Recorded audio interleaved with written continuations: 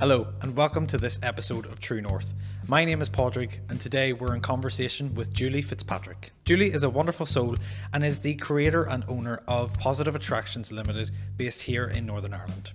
Julie set up Positive Attractions in 2020 during the middle of a very hard time for a lot of people, and her aim is to help spread positivity and show people that by changing your mindset you really can change your life. Julie does this in a number of different ways, through workshops, one-to-one mentoring, and she does this through goal setting, journaling, and reframing how you see the world. This is such a beautiful conversation that I have with Julie, a very open, honest conversation, and one that will definitely fill you with a lot of light. So, if you're ready to join me, let's get into it.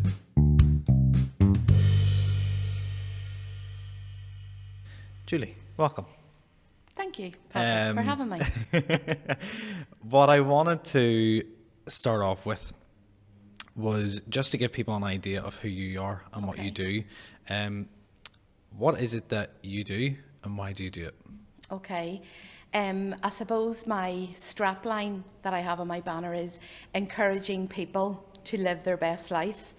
And I know that's very cliched, and people think that living your best life, social media has made us think that your best life is lying on a beach in Dubai with a glass of champagne, which, let's face it, is my best life. Yeah, that'd be great. But that's not necessarily what your best life is. During lockdown, it became apparent to me that I probably lived in a bubble my whole life, where I was just this happy-go-lucky person, and not everyone was like that at all. So I want to encourage people that with small changes to your mindset, you can live your best life. And what your best life is life on your terms, where you experience joy and happiness, and you can go about each day just feeling content and at peace. And that might just be in a very non-materialistic world where you feel good about yourself. So that's pretty much what amazing. I try to do in many different ways. Yeah, and how do you do that? So what does your work entail? My key, I suppose, main thing is and how it all started was by my vision board workshop. So I'm a very visual person. I've used vision boards for years and years and years as a way of setting goals. And, really that's what you do. You stick stuff on your vision board and you work towards that. That's the very basic of it. Come along to a workshop and I'll tell you more about that. But through that, just to teach, to have people set those small goals to try and work towards them. I then have recently started a gratitude workshop as well. So gratitude, I believe, is the key to living a happy life. I really do believe that's where it all comes from. So I'll teach a lot about gratitude on that workshop. We'll go into a lot more detail. And then obviously there's my gratitude journal and sales pitch. I launched that. That was another one of my lockdown babies. And it was because I've been using a gratitude journal. I've been journaling for years upon years and years. I call this my therapy. I find it therapy, and I think it's a very good way of how people can change their mindset. So it's very simple. It's writing in a book. It's very simple, but the power of that is just unbelievable. So it's really just, I'm not even teaching. I hate that word because I'm not a teacher, but encouraging people and letting them know how they can do it. It's just putting that message across, putting the word about, just telling people you don't need to do all this airy-fairy stuff, the stuff that Julie does. Very, very small changes, and it's just helping people implement them into their lives to make it better. Yeah, I think it's, for a lot of people that don't know where to start, and they sort of think, this is going to be a massive leap. Those small little baby steps are probably the more important things to do. Yeah. Because a lot of people think, oh no, I need to make this massive jump to be able to see results. And, instead it's better to make the baby steps so that A, you don't exhaust yourself, and B, you are having a sustainable relationship with your practice. And when I say practice, it doesn't have to be spiritual. Literally, just writing one thing that you're grateful for every morning, anything at all is probably one of the best things that you can do, because it does start to shift your perception. I don't know if obviously you found that, you know. And obviously your gratitude journals are amazing. Like it literally says on the front cover, be great, be grateful, doesn't it say? Everyone's great, yeah. Why a gratitude journal? Why did you feel, obviously you've done that in your own practice, why do you feel a gratitude journal is beneficial for other people as well, or especially people just getting into a practice? And lots of different reasons. People will say to me, can I not just think it in my head? And yes, of course you can. And if the only thing you're going to do is wake up and say, I am so grateful for the life that I have, and not do anything else, that's brilliant. why I personally, I always say this too, that anything that I encourage, I do from my own experience. I will never stand up in front of a group of people and say, oh, I know a girl who was writing in her gratitude journal and she was a millionaire the next day. Or I know a girl that this. I will speak from my personal experience. So personally for me, writing down, I feel helps more. There, it is a scientific factor, whatever, that 80%, if you write something down, it's 80% more effective. You'll remember it, you'll think about it. So writing down makes you think about it more. I think it just goes in better when you're writing it, and you can just get lost in a whole world of writing. But the massive thing for me, what I love to do, is I keep them all and see looking back over them and looking how far you've come, or maybe how far you've went back, but just to look back. People say, well, what do you do with it? It gives you even more gratitude. See, when I pick up ones from maybe, 2010, and I think, wow, what I wished for then that I now have, or even during lockdown, they're really interesting ones to read, because that's when a lot of my work and sharing my experiences did start to happen. So, and that even in itself is good for you, or good for the soul, to look back, because you can think, oh, look how far I've come, or whatever. So I just think the journal is a lovely way to keep it. Yes, you can type it in your notes in your phone. Again, if you're going to, I would rather you would do something instead of nothing, but I do think there's nothing like putting pen to paper, and to me that just helps as part of the therapy. You give it a lot of power when you physically put it out there, like thinking, like you said, like visualizing and thinking it as well is great, but then you have to feel what it's like. Totally. And then you also have to take action upon it too, and I think that's a big thing that a lot of people don't realise is part of the process of sort of the law of attraction and manifestation, which I'll go into in a wee second about as well. But putting pen to paper gives it power as well, totally. As well as for people to be able to physically see it too. Yeah. Because, like, if somebody wants to create something in their life, create their best life, and there's something that they need to do that, they can see it in their mind, and then eventually they will be able to hold it in their hands. It's like, it's like this phone. Somebody had the idea of that phone in their mind, and then through, a process of working with a team of people, was able to create that reality, and we're obviously living with that person's creation now. Yeah. So it's very much giving it power, I suppose. Totally. And gratitude is so important. You're absolutely right. You touched on a few things there about when this all came about. 2020, I'm assuming, is probably when that was, and when we sort of went into that first phase of the big thing that happened around the world that shall not be named. Take me back to that time. How was that period of time for you? Physically, emotionally, mentally, spiritually. How was that for you? So I've always been into, the positivity, the gratitude, the manifestation, all the different things.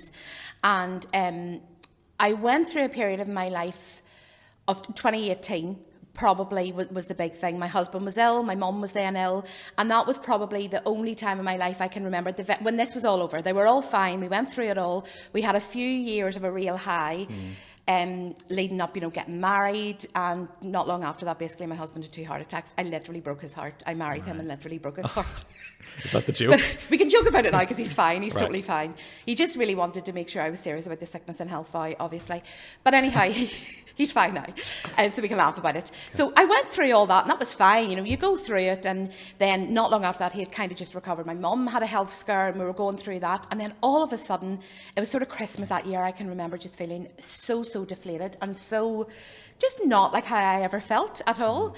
And when I thought about it, I had gone away from the journaling and all my practices that I would have done, just because there was so much going on in life. That feels like I've given you a big sob story to tell you that, but that's kind of just factual. So anyhow, picked myself up, was going through it, and throughout 2019, I probably did put in even more work on myself then, because I thought, right, let's shake yourself, Julie. I was very aware of what was happening. I was very aware that, because I wasn't doing my practices, I wasn't feeling how I was. So anyhow, when it came to 2020, I manifested the lockdown. I used to constantly say to my husband, wouldn't it be brilliant if you just had like a few weeks off?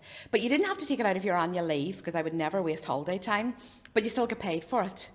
And, you could just stay at home and sort all the stuff out in the house, like clear the roof space, which, let's face it, you could have 6 months off and the roof space didn't get cleared, so it's nothing to do with that. But anyhow, so I'm digressing as per.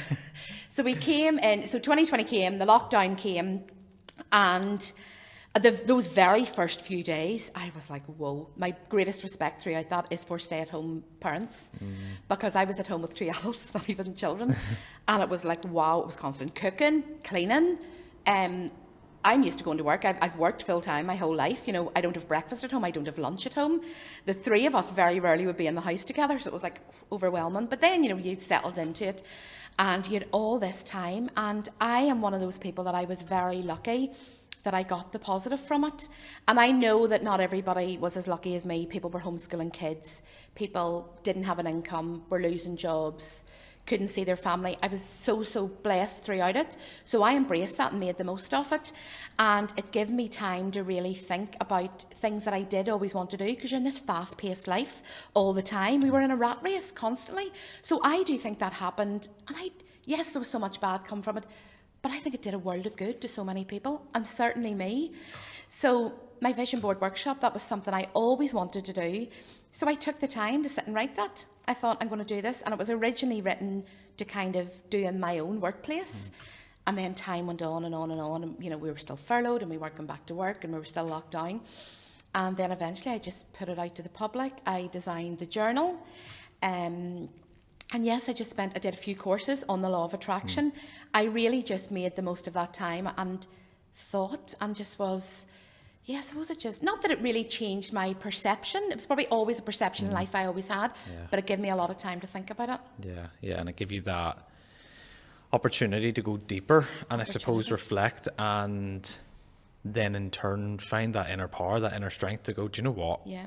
I could do this, you know, and I want to do this. Yeah. It was probably that realization for you, that moment, you know, where you could be like, I'm going to give this a go, you know, because you said there, you know, prior to that, you know, you felt when you were sort of deflated that your practice had sort of deteriorated in a sense, you know, 100%. like, and I think I found that in my own sort of experience too, where, you know, you get up in the morning, you do your gratitudes, you maybe meditate for like 5-10 minutes, you know, a bit of breath work or whatever it may be.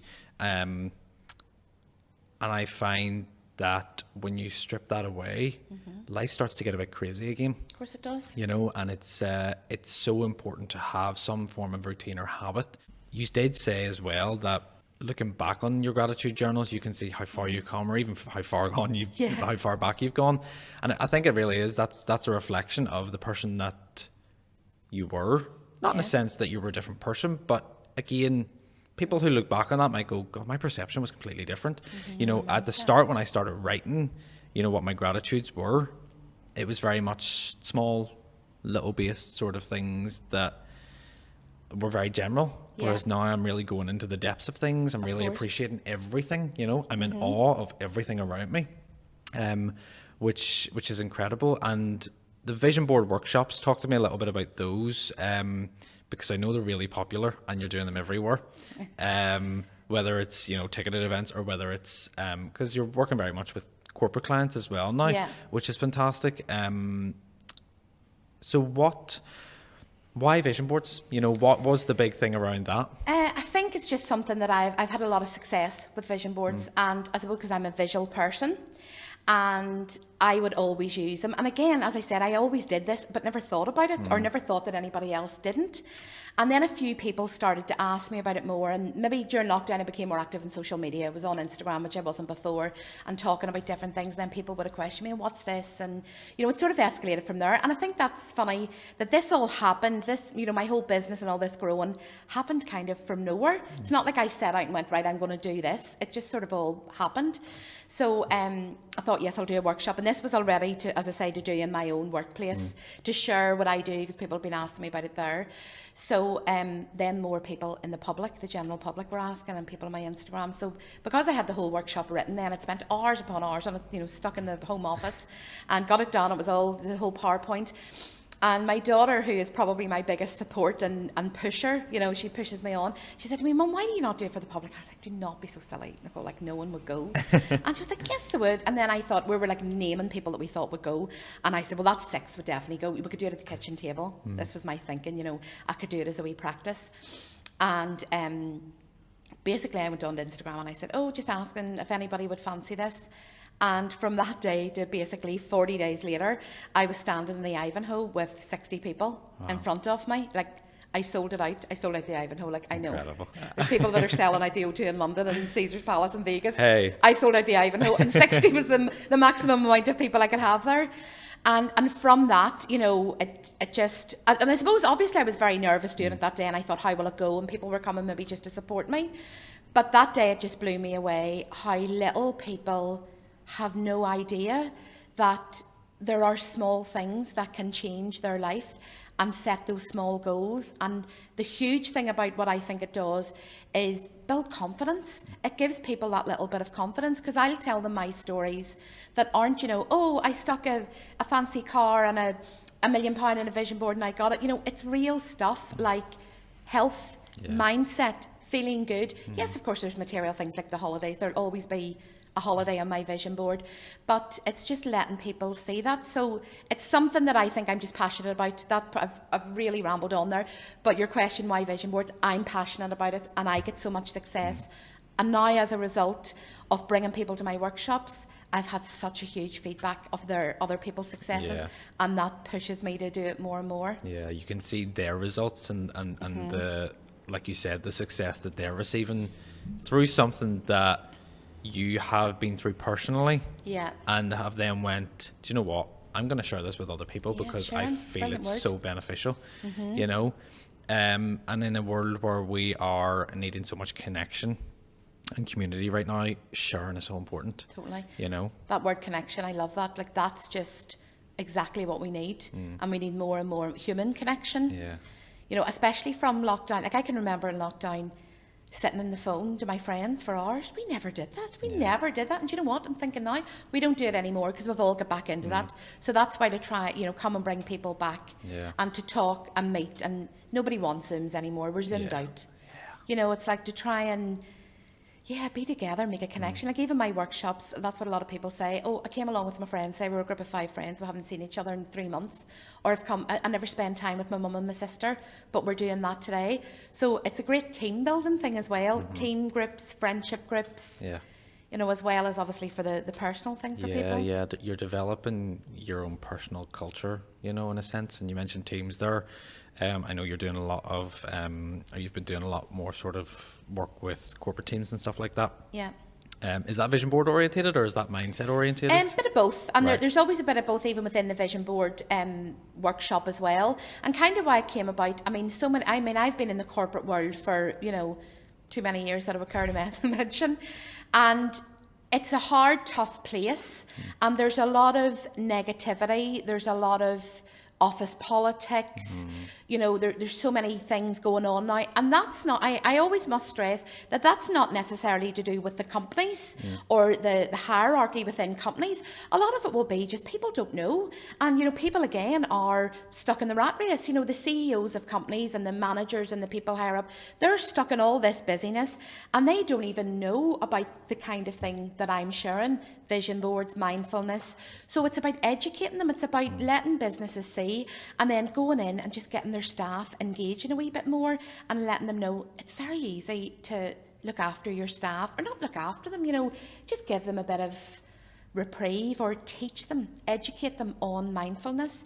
So there will be vision board orientated within the workplace as well, because it's very good for a sales team. So if you have a sales team, and I'm a salesperson, and that's probably where a lot of it comes from, the drive behind me. But even, you know, if you've got someone, you don't have to be a salesperson. Everybody has goals. Everybody has targets in life, whether they are just to make it to the next day, to make it to bedtime, to get their kids to go to bed, to get their toddler to eat broccoli. We all have targets in life. They don't always have to be the big holiday at the end of the year. So, Yeah, within the workplace, I think it's just a great team building culture. It's something a bit different. You know, it's not the usual, oh, let's all go out kayaking, because if my boss came to me and said we're going kayaking, I would just be like, no, I'm No, washing my thank hair that you. weekend. You know, it's something different. It's not the usual, you know, night out. Everybody loves a Friday night out, after work drinks, or the kayaking, or, you know, the usual team building. It's just something different because they're having a laugh together. I make it fun. That's a huge thing about what I want to do, is make it fun. But it's given them a bit of mindset training, goal training, and just helping them get through the working day. Fun, yeah, I think it's really important, especially in a workplace, because, and I suppose a lot of people would look in to the work that that we may do, that you may do, that I may do, and think that it's always very serious. You know, it's always like, this is how you do it, and you have to stick by these guidelines, and, you know, we're always very like, because I come from a more sort of mindset, spiritual orientation in my work, a lot of people think that it's a very serious thing to do. And I've been talking a lot recently about how as humans, we may be spiritual beings living a physical experience, but we're humans. We're living a physical experience. We're here to experience fun, joy, everything that you said that your work contributes towards, creating that sense of living your best life, whatever that may be, because everybody's perception of that is different. Totally. And I think that when people look into our work that don't understand, you know, like the big CEOs and things like that, that go, oh, sure, we'll just send them out kayaking, it'll be fine, like, you know, it'll be grand, send them to the bar on like a Friday night or something like that, you know, give them a couple of quid in the tab. It's a different type of experience, a different type of bonding experience, to create a healthy culture within that workplace. And as you said, you know, family, friends are coming to those workshops that you do ticketed events for, that aren't based on corporate teams, that don't spend enough time together. Exactly. And they're then going and spending that quality time together. They're having a laugh. They're doing something that's great for their mind, their body, and their soul all together, you know, and they're taking that time out of their day dedicated to their own development, and they might not even realize it. Yeah. You know, it's chipping away at the ice. That's it's like it. they're enclosed in this massive block of ice, and as they do that kind of work, it's chipping away, getting to the core of who they really are. But I want to take a step back. We've talked a little bit about where this all came from in about 2018, 2020.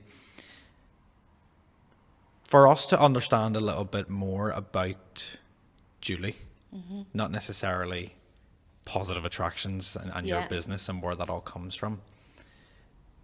Take me back to growing up. Who was Julie? What was Julie like? You know, where did you grow up? You know, what do we need to know about you to understand where you've come from? I think what's molded me into the person I am and my whole life is only child syndrome. I was an only child, and I was probably an only child growing up in an era, the 80s, where only children weren't the norm. Nowadays, maybe people only have one child, but kind of back then it wasn't the norm. And I had a brilliant childhood. I was absolutely spoilt rotten, and I'll totally admit that 100%. I was the typical only child who got what she wanted. But I will always say, and my mum always said, but she wasn't cheeky spoilt. And I don't think I was. I'm sure I was to a degree. You know, very loving family. You know, my parents, I was their world, like idolised, absolutely idolised. People say to me all the time, Julie, where do you come from? You're so confident, you're so positive, you're so this. Because my parents, you know, definitely didn't have the personality I did. I mean, certainly not my mum. The thought of even sitting here speaking, couldn't even cope. My dad maybe a bit more, but definitely was never the centre of attention like I like to be. So I think it's just all come from that I was constantly the centre of attention. People pleaser. I just love to please. You know, that's I suppose a typical only child trait, you know, because you're the only one to show and please your parents. So I think, you know, that has definitely helped me, or, you know, I've been this positive, happy person without even knowing. And yes, certainly as you get older, you maybe need to work at it a bit more. Grew up in Balnahinch, you know, that's where I always lived. You know, it was just we had a nice, you know, I had a nice upbringing. You know, my parents worked, we went on holiday every year.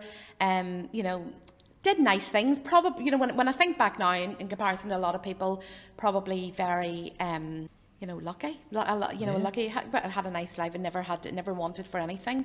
I don't ever remember anything bad about my childhood. It was just in this happy-go-lucky bubble. And as I say, right up until 2020, I can remember thinking then, when I was maybe more active in social media and having these conversations, it's like, people aren't like happy like me all the time. Yeah. Now, don't get me wrong, there are times where I'm not. But anyhow, then my dad died very suddenly when he was 38. And which is obviously very young, but I was 19. And I think that kind of dynamic where I was older and he was younger, I think again molded my future, because it's different if you lose a parent that's very young and you're very young and you maybe don't, I was an adult, I was fully aware. And maybe subconsciously, I don't ever remember a decision making one day making this decision saying, right, do you know what, because my dad died young, I'm going to go out and live the life I want. I think it just happens subconsciously that I make the best of every single moment. And I think that comes from, even now I'm thinking, I can never remember a time where my dad wasn't happy, or, not that he was this big man, positive person like me. He was very unassuming and sort of quiet, but, probably shouted at me about 3 times in my life. And as I say, we went on the holidays and we went out for dinner and we did fun things and we lived life. So I think I always think that has made me think, you know what, I could carry on through life and be unhappy all the time, but and anybody could, but you can go like that at any moment. So cliched as it might be, YOLO. But you only live once, folks. Totally, like I am all about the whole YOLO. Get out there and do it. I mean, you could be dead tomorrow. That's awful to say, but you never know what life is going to throw at you. So yes, I think just having a really privileged, that was the word I was looking for earlier. I probably had a privileged childhood in a comparison to a lot. Yeah, it wasn't this, But that was just my growing up. It was always fun. I just remember it was always, and everybody came to my house. I was an only child, so let's have a sleepover in Julie's, and everybody would have been round, and then my parents maybe would have went away for the weekend. Let's have a party in Julie's. It was just fun. I just remember having a fun childhood. I was completely the mad one. I was like, I totally was, and I'm still the same. That hasn't changed. I was always surrounded by friends, and we didn't have a huge family at all, but constantly surrounded by friends. They were always round at our house. There was just always, something going on. And I have to say, I can't say one thing about growing up. I just loved it. At school, actually, I was having a conversation with someone yesterday at school.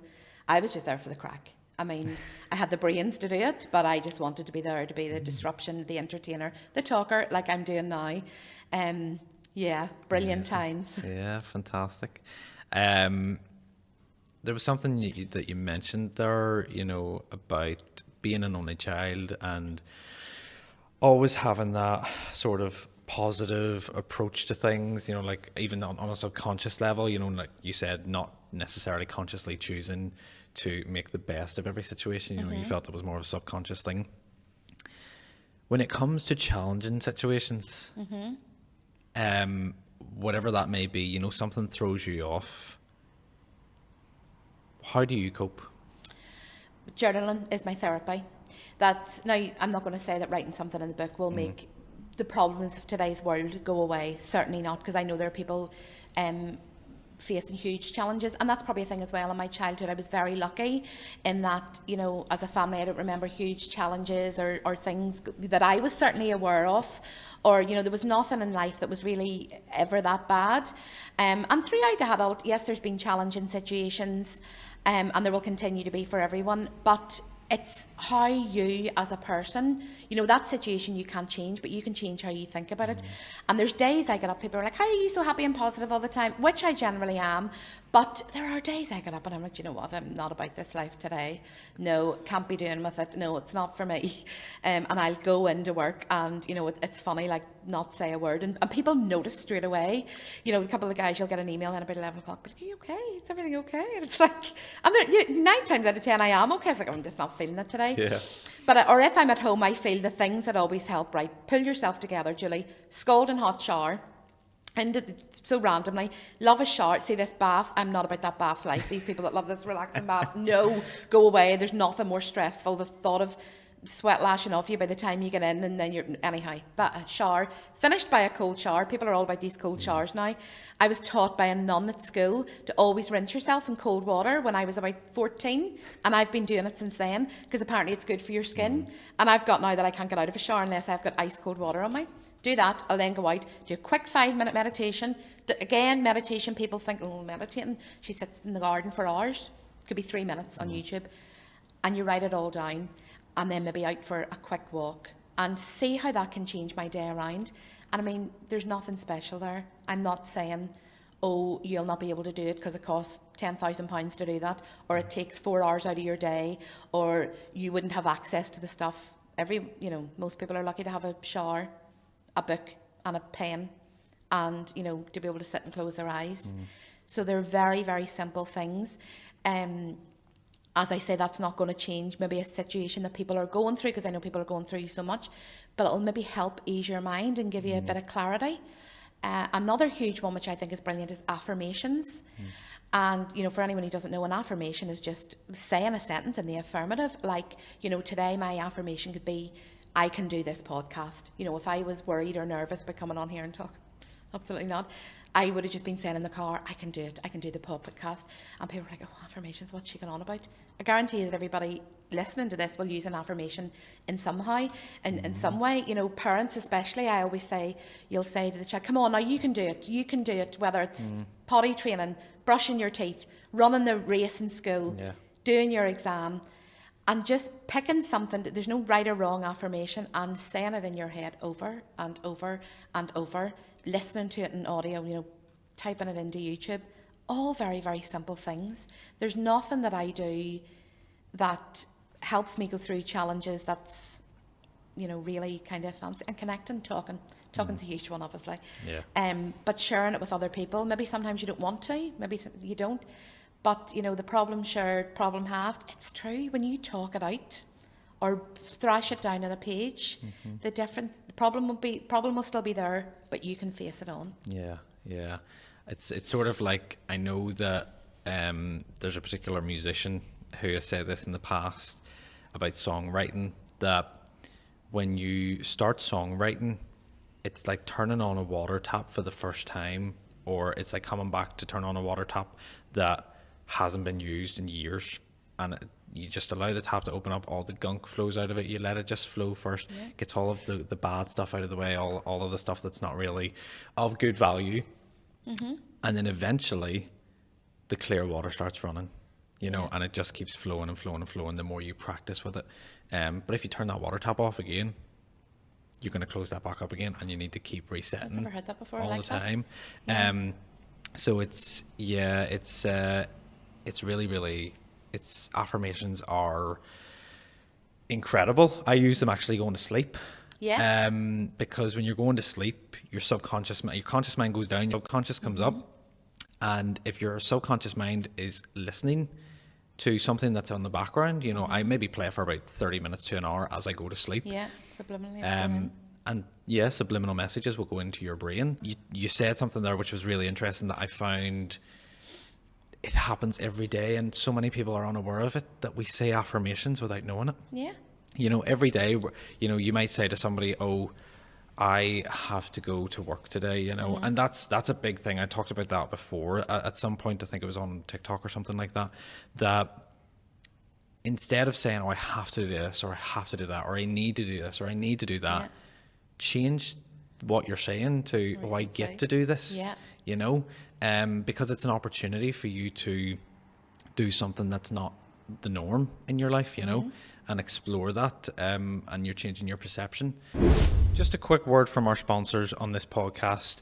This week's sponsor is Simply Zen. Simply Zen is one of the most amazing, magical and spiritual holistic and wellbeing brands in Northern Ireland today and across the UK. Simply Zen hosts a range of different events, a range of different training academies, and they also have fantastic products on their website and in store that range from crystals, such as the one I'm wearing on my neck at the moment, to incense, jewelry, novelty gifts, ritual items, and so much more. Everything for your magical needs. Simply Zen is the home of holistic well-being, and if you want to visit them, they're based in Belfast City Centre and in Lisburn as well. You can also visit their online store, simplyzen.co.uk, and if you want to check out any of the events they have on, they always put out their events at the start of every single month, whether that is training courses, ceremonies, retreats, or just a simple meditation and sound bath experience. Simply Zen is there for all of your spiritual, mindful, emotional, and well-being needs.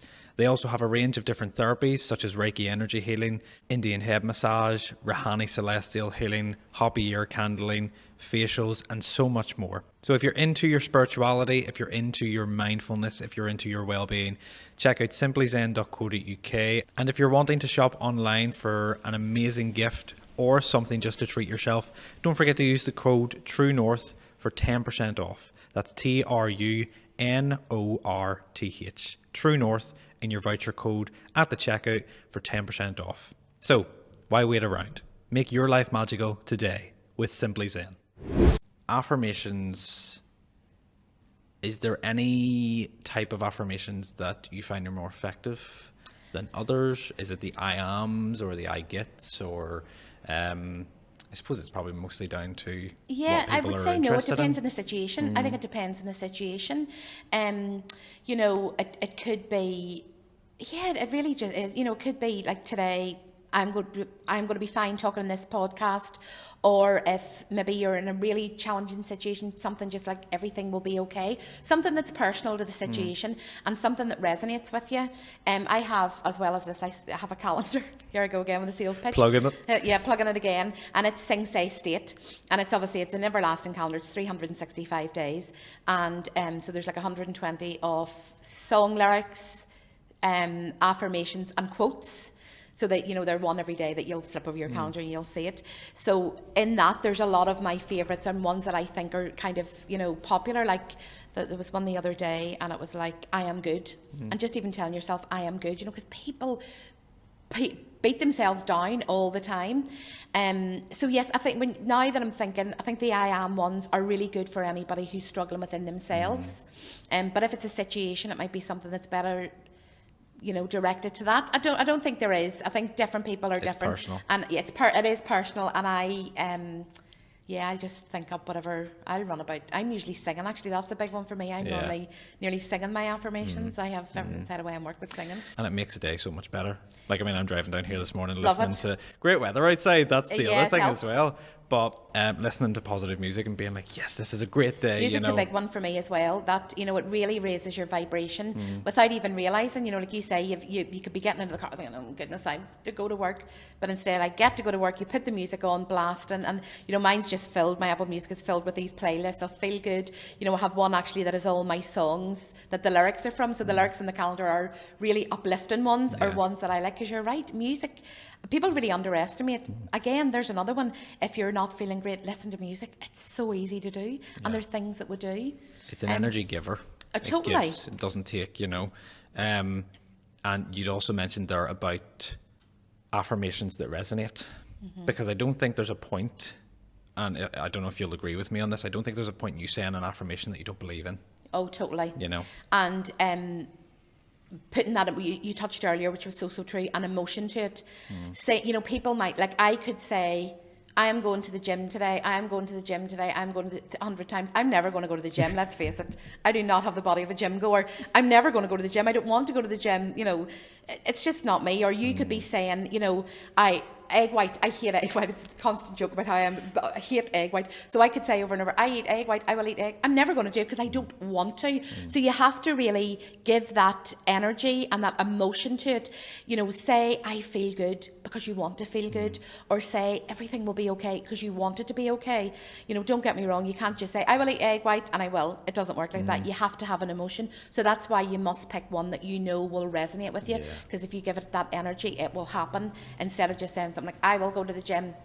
I'm never going to the gym. Yeah. It has to really touch into that heart space and that space of feeling the emotion. And you said something there which I was going to say about What was it? I probably keep rambling on a bit. I know it was a good point actually. Yes, you also said about want, you know, and we're talking a lot about, you know, people implementing small changes, which is your whole thing. But at the same time, those people need to have the want to change as well. Because if you don't want to change, you're not going to change. Just like you said, like, you know, you can sit there all day and say, I'm going to go to the gym today. I'm going to go to the gym today. I'm going to go. Like, if you don't want to go, you're not going to go. No. Like, there's no drive behind it, you know. And I think that the want is such a big thing. I even say that about your vision board. You know, if you put something on it, you know, if you put something on that you don't really want, you know, if you put on the family holiday in Florida because you feel like you have to bring all your kids to Disney, but really you don't want to do it, you think of nothing worse, what you want to do is go to, you know, a beach in the Bahamas by yourself. You know, put the thing on that you want, you must really want it. Or, you know, you're putting on the promotion in work when really you don't want the promotion in work. You feel that you have to get it because your husband said you're struggling for money and you should go for it. Or the big family car because you think, oh, I have to get that, you know. If you're putting on something that you think you should want or that society thinks you want, it's never going to happen. You need to, you know, the want. I think desire, everything comes from desire. Desire is huge, and desire is what will get you what you want. Desire, drive, passion, energy, all of those things. It's not just sticking pictures on a board or writing something in a book or saying something. You must have all those feelings behind it. Yeah, that's literally, you took the word right out of my head. It was, you know, the desire, you know, you have to have the desire to achieve the goal that you want to achieve, you know, because if you don't have a burning desire, it's not going to drive you. There's no passion there. It's sort of like you said, it's almost like you're conforming to somebody else's wants and desires, you know. And I seen somebody else talk about this, and I think it was Mel Robbins said, who I absolutely love her stuff and her work. And she said that jealousy can be used as a tool. You know, a lot of people think that jealousy is a negative emotion. In fact, what Mel says is that, and I know Mel's not going to be watching this. You never know. Put it out there. You never know. If you say she's not, then she's not. If you say she is, coaching me today. But Mel says about jealousy being used as a tool because if you're jealous, it's something you want. It's something you desire. And, you know, like I can sit here and I can go, you know, I'd really like love a hot chocolate with some marshmallows on the top and some cream. And, you know, that'd be great right now. That's what I desire, right? I don't desire living in a penthouse apartment in New York because the hustle and bustle, just not for me, you know. Somebody else might really want that. But if somebody has the hot chocolate I want and I don't have it, I'm like, oh my God, I'm so jealous they have a hot chocolate, you know?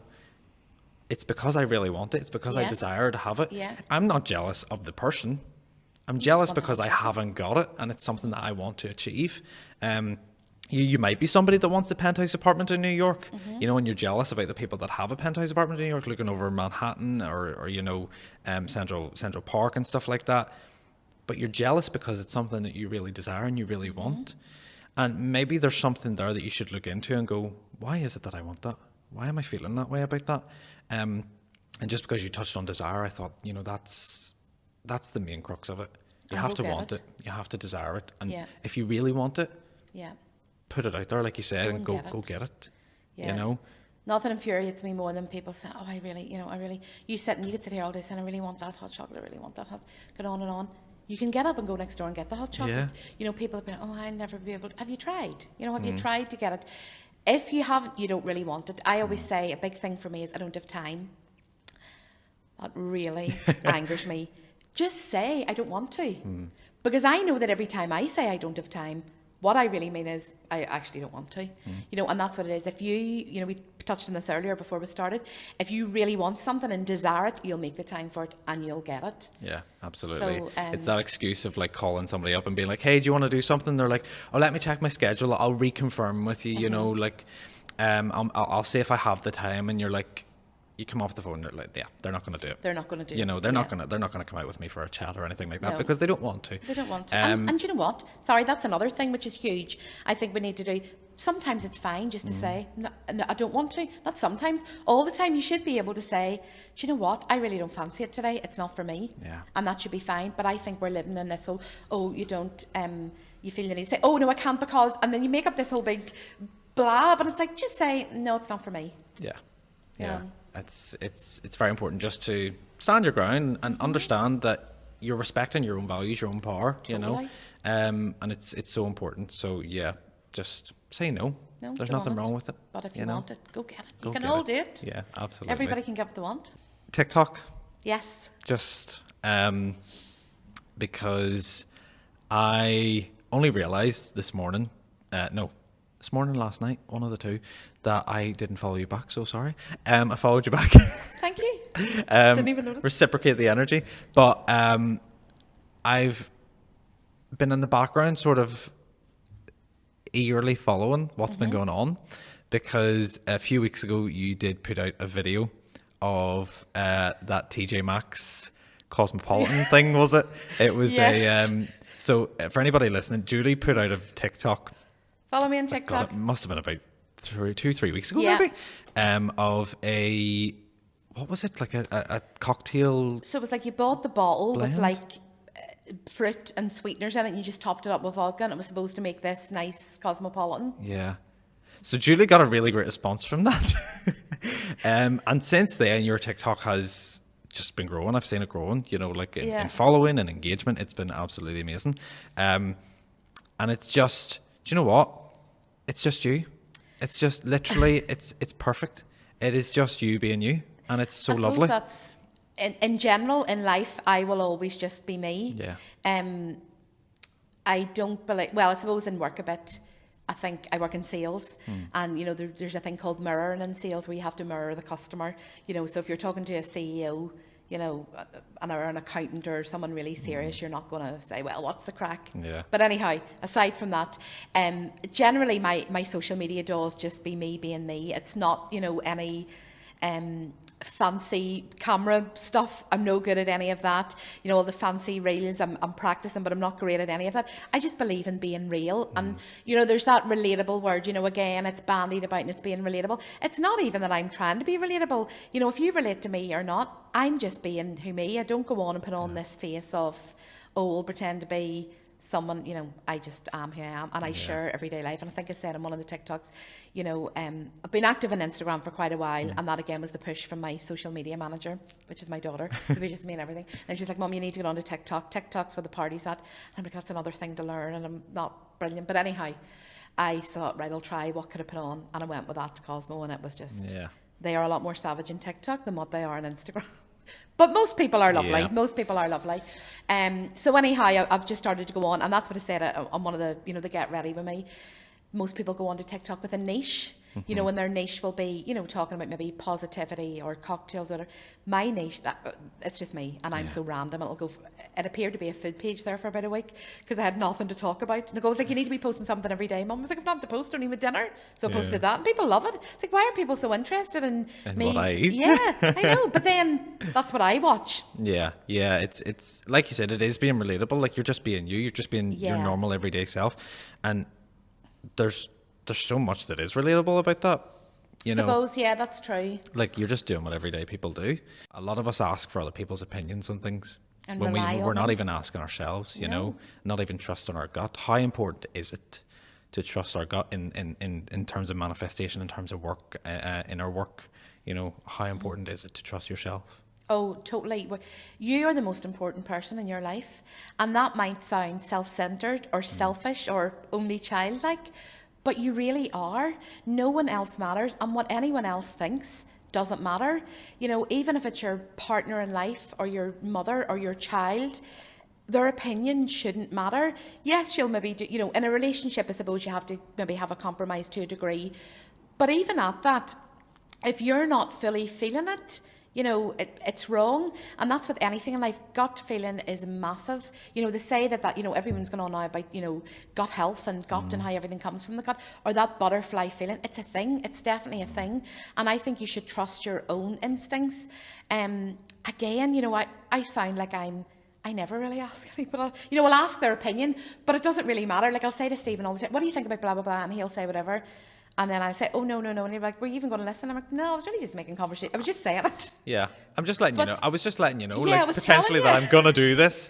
What do you think about it? But I'm going to do it anyway. Oh, exactly. You know? And I think that's another big thing in manifestation. Quick decisions and your gut feel. If you say, right, okay, I want to manifest, or I want to do, or I want to, you know, book a holiday. Let's say that, because that's easy. And you think, oh shit, I don't know. And you look, and then you say to your husband or partner, oh, do you think I should book? What do you think? And then you go into work and you ask 10 people, what do you think about this? Oh, and then you think the woman in the shop, and then you ask Joan on the Belfast Live comments, do you think this is a good day? And you're never going to book that holiday, and you're never going to go. Me, I look and think, I'm going there, bang, and it's booked. You need to make that gut decision there and then, and that's what that action is what makes things happen. Yeah, it's almost impulsive. But you have to. But there are some situations where impulse is actually intuition. You know, it's the first thing. Now, yes, again, there are other situations where impulse is impulse, and it's probably not the thing that you should be doing. But you'll know the difference between good impulse and bad impulse. If you buy something straight away but are thinking, oh, I don't know, but you do it anyhow, you know yourself, you're 1,000,000% right. But if you just do it and don't think about it, sometimes I think the more you flaff about and think, it won't happen. Again, do you really want it? It goes back to that thing we talked about earlier I think your gut decision in the first, and once you've made that decision, you know, and you'll go with it. Yeah. Once you start thinking and asking other people's opinion shouldn't matter. And unfortunately it does. You know, society and social media or whatever has made it think, because people are commenting, people are giving you their opinion without asking for it. And it's like, no one asked you. And, you know, when you put yourself on social media like I do, or, you know, maybe you do with the shop, you have to be open to that, you know, because you're inviting people to give their opinion, but as long as it doesn't affect you, and as long as it doesn't matter. You know, funny, just before I came in and looked, and there was one I'd put up, I was making a cocktail, and someone just commented on it and said, why is she wearing an apron? And I was just like, because she was making her dinner in between making the cocktail. And that was probably a bit like... But that's the thing, like, people don't know in the background what's going on in people's lives. You know, something as simple as, why is she wearing an apron to make a cocktail? Well, she didn't know that you were making the dinner beforehand. But what's the need to know? And the other thing is, if you go to most bars, you know, a bartender will be wearing an apron. And I'm just like, what? You know, but I did laugh more. I'm like, you know, and I know that's absolutely not a horrendous comment in any way, shape or form. But I'm just like, what goes on in these people's heads? Yeah. But sure, it gives us a laugh. But it's amazing that you can see the funny side of it, the positive side of it, because that's exactly what we should be doing, you know? Totally. Like, and if you're somebody that does turn around and find that a comment like that, for example, you know, like, why is she wearing an apron in a cocktail making video, you know, if you're somebody that does get a little bit triggered by that comment or that style of comment, and you know it's maybe slightly passive aggressive or passive offensive, whatever it may be, or questioning any sort of ability that you may have, or you feel it's doing that, then take a step outside, take a couple of deep breaths, write it down in your journal, you know, and visualize it being something that's not important. Because are you ever going to meet that person? Never. You don't have to explain that to that person. I know, and it's just like, what, you know. You touched on the law of attraction, of course, and, you know, you've done courses on the law of attraction, certifications and stuff like that, a bit like myself. I think they're called law of attraction practitioner courses and something like that. You Global know, Sciences Foundation. That's what we are. Yes, practitioners. But you know, talk to us about the law of attraction, what your understanding of it is, because I know there's probably people listening that are like, "What is the law of attraction?" You know, like, or they've heard about it, or they've heard about manifestation. What's your understanding of the whole process?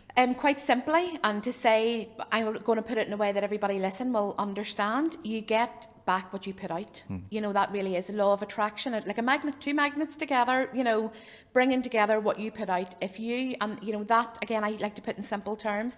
If you sit and moan all the time, like, my life, and I didn't get that hot chocolate, but you didn't try to get that, and you moan and groan, you'll be like this by the end of the day. How will you feel? You'll just feel, and that's kind of the same thing. Whereas if you get up like we did today, the sun was shining, get into the shower, got ready, into the car, music blasting, down here, feeling good, like I'm feeling the highest vibration ever. Don't get me wrong, I could have got up this morning It's my day off. It could have been lashing out of the heavens. I wouldn't have been coming here.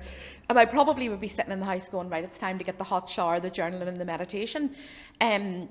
So that's what it is. You're basically, you'll attract what you put out. That's the most simple way to put it. Of course, there's a million more things, but, you know, for anyone who's new to it or who doesn't know, it is just a case of, you know, what you think about, you bring about, you know, what you think about, you become. All of that, that's really just what it is.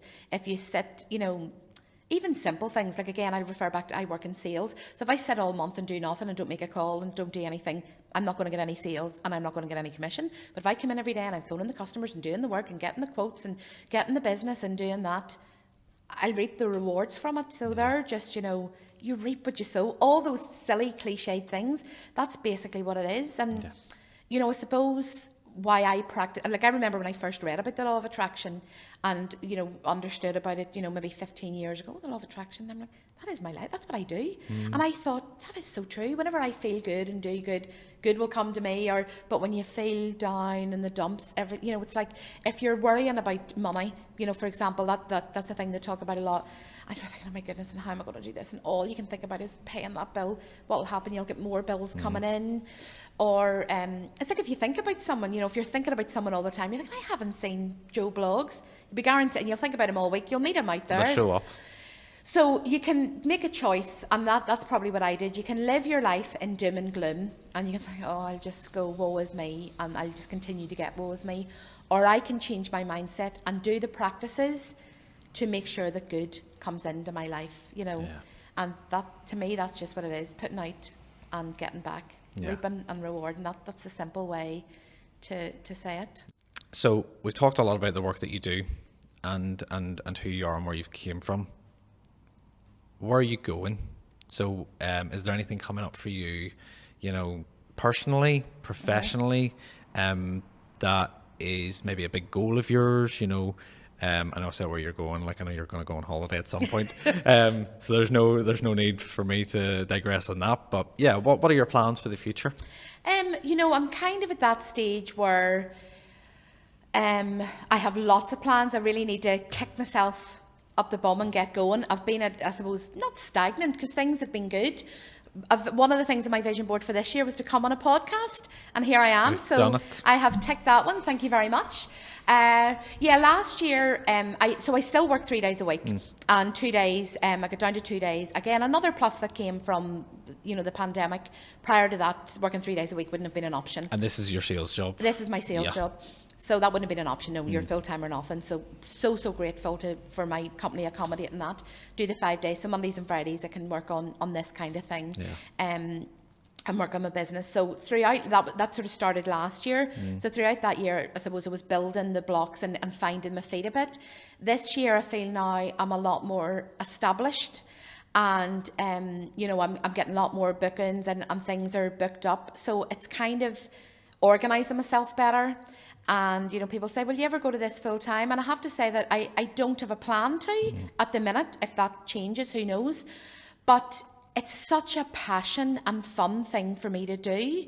And yes, of course, it's a bonus that I, you know, I'll make no bones about the fact that I make money from it. You know, that's another thing here. I think it's in Northern Ireland. People have this wealth shame, and not wealth.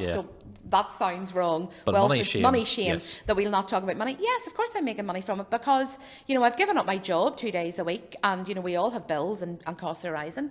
I fully went off on one there yet again, and I don't know where. Yes, sorry. But it's fun, and I love doing it, and I'm really passionate about it. I would always have a fear if I went to it full time and I was relying on it to live. Would it be as fun, and would I be able to give it the same energy? So I suppose just continue where I'm going, continue get the bookings in for the like of the corporate workshops or working with groups and working with a lot of community works. Just continue to do it and continue to do it more and more. Spread that message out. You know I sound like some, you know, my husband will always laugh and be like, Julie, you're going to be in Corn Market some Saturday standing preaching. It's like, yes, I probably will. But, you know, continue to spread that message. And yeah, I do want to get involved a bit more in the like of this, you know, maybe chatting on podcasts, doing different things. I have a couple more products on there, and that I'm thinking about. Exclusives. Exclusive, you've heard it here first. But again, that's kind of how I am. I'm not a massive strategic planner. You know the way you hear people that are like, I was working on this product for 4 years in product development. No, Because we had to make it perfect. I'll sit the night before and say, right, can you print those tomorrow? This is, I work best under pressure. Yeah. So I'll decide to do something I'll do pretty quick. Couple of things coming up, which I hate when people do. I'm not allowed to talk about it. I really do hate that. I cringe, but it was a huge goal of mine. And it happened last year, and I can hopefully talk about it a bit more this year. But yeah, other than that, I just want to continue. I just want to be happy in life. I want to continue. People say to me, "This is a big one. Well, why are you not a millionaire? If you can manifest and you can do this and blah blah." It's like I've never put out there wanting to be a millionaire. It hasn't been my thing. Yeah. I love my work. I love going to my job 3 days a week, and I actually love that routine. And don't get me wrong. If you won the lottery tomorrow, yes, things might change, but would you be happy? I love doing that, and I love just working on this kind of thing, the mindfulness, the positivity, the manifestation, talking about that in between. As long as I can get my few holidays a year, as long as, as we talked earlier about the health scares in the family, as long as everyone's healthy, again, that's cliche, but that is the most important thing. I'm happy in my own wee bubble, just turn along, and if I can continue to do that and pay the bills and make people happy and get my holiday, that's the main thing. So I do, if in 5 years' time nothing had changed to what it was now, I would still be happy. Yeah. Do you know what I mean? That's the main thing.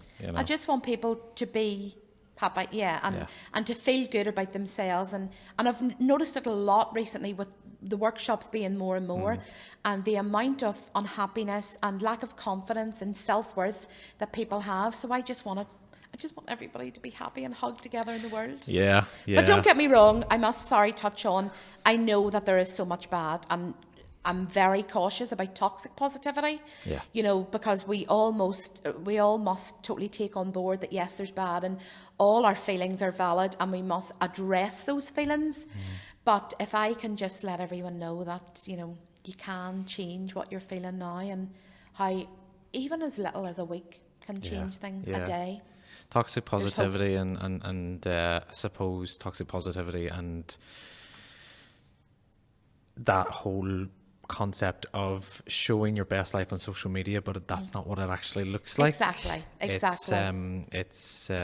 that's not what we're talking about. We're talking about real, true feelings. I think it's more deep feelings, positivity. And if you can get the nice holidays and the nice car and whatever, and I always say to people, I say this at my workshops, if you want to put the top of the range car, handbag, shoes on your board, do it.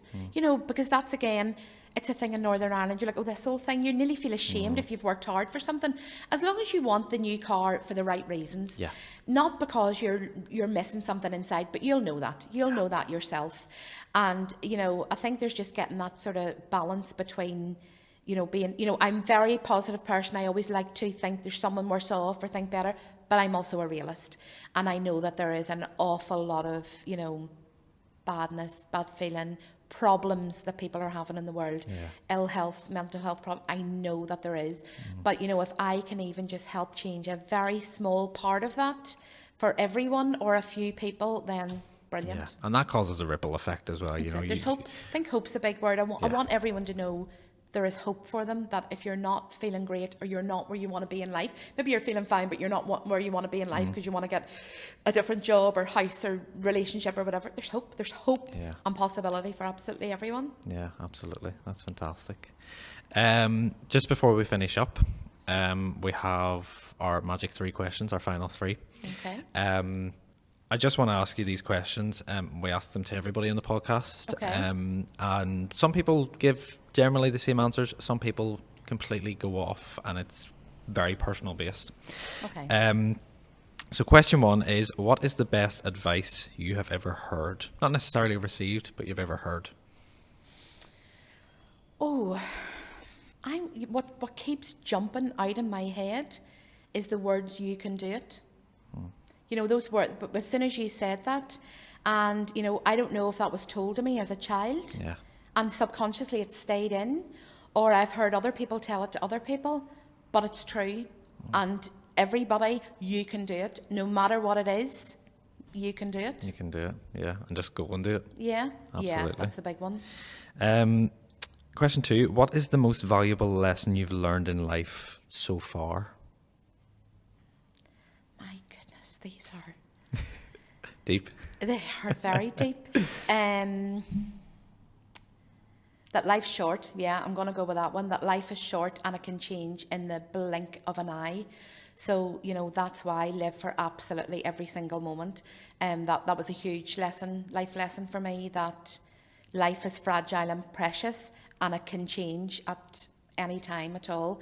So, you know, again, that's why I encourage every single person. Like, you know, people always say you're the worst person to ask for advice. People will come to me and say, oh, what do you think about this holiday? You book it, get it done. What are you going to buy it? Just do it, just go and do it. Should ask them, that guy on a date, do it. But yes, you know, life is short and live for the moment and go do it. Love definitely. it. Yeah, and I've absolutely. lived through that lesson. Yeah, absolutely. In your personal experience. Yeah. Final question. True North, the name of this podcast, is about direction towards purpose. So like driving in the right direction with purpose.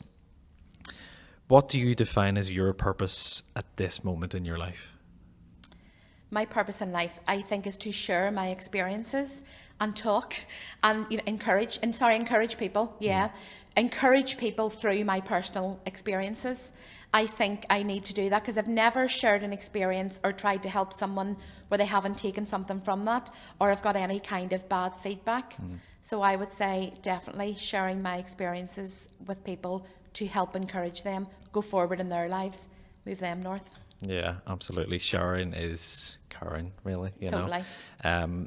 On that note, thank you very much for sharing your story with me today. Thank you. And with everybody else. It's been an absolute pleasure, and I hope as much value as I have got out of it, I hope somebody else in there who is listening, who is watching, has also received that too. So thank you very much for sharing.